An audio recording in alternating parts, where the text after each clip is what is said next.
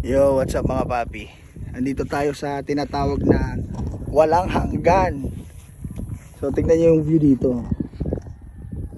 Ang lupit.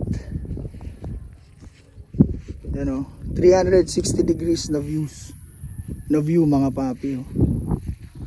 Ayun yung Sisiran Bay. Yan yung kabuuan ng Sisiran Bay mga papi. Napakalupit.